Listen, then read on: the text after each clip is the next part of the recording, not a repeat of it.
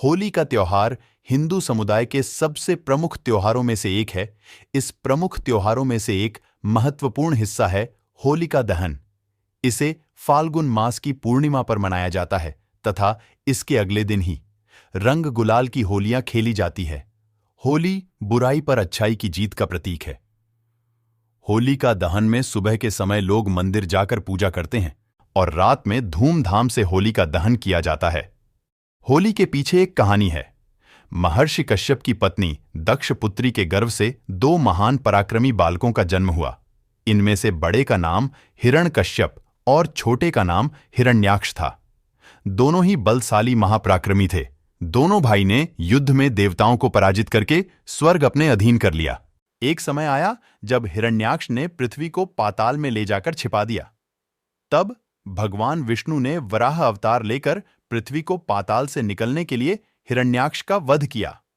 अपने प्रिय भाई हिरण्याक्ष के वध पर दुखी होकर हिरण्यकश्यप महेंद्र चल पर्वत पर चला गया।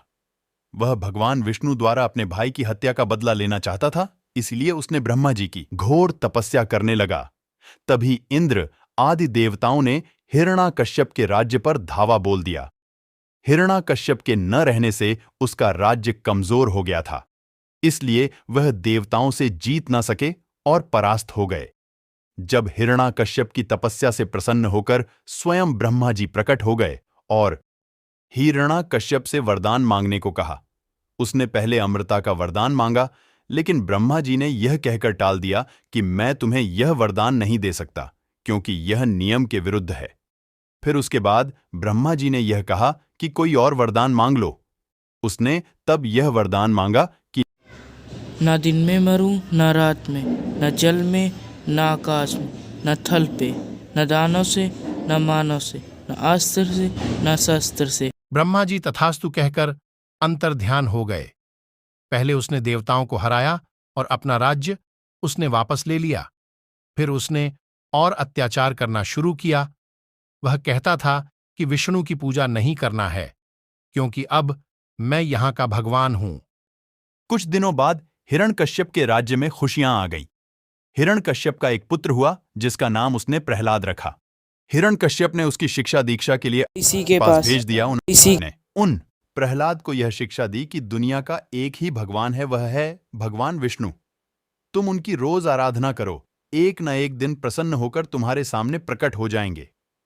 जब प्रहलाद की शिक्षा समाप्त हो जाती है तब वह राजमहल में आ जाते हैं।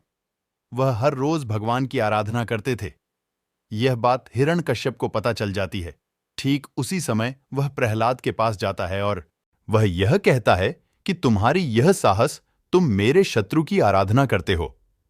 प्रहलाद कहते हैं कि नहीं पिता श्री, यहां के एक ही भगवान है, वो है भगवान विष्णु। हिरण्यकश्यप क्रोध में आकर उसने अपने पुत्र को हाथी से कुचलवाने की आज्ञा दी, लेकिन प्रहलाद भगवान की कृपा से प्रहलाद बच जाते हैं। उसके बाद हिरण्यकश्यप की छोटी बहन होलिका आती है।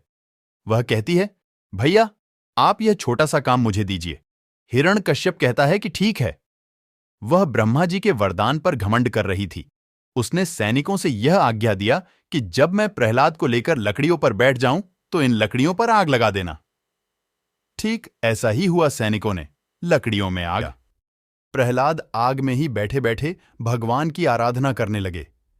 ठीक उसी समय होलिका जलने लगी। प्रहलाद को कुछ नहीं हुआ। होलिका जलकर राख हो गई। यही था होली मनाने का रहस्य और होली से एक दिन पहले होलिका दहन का रहस्य।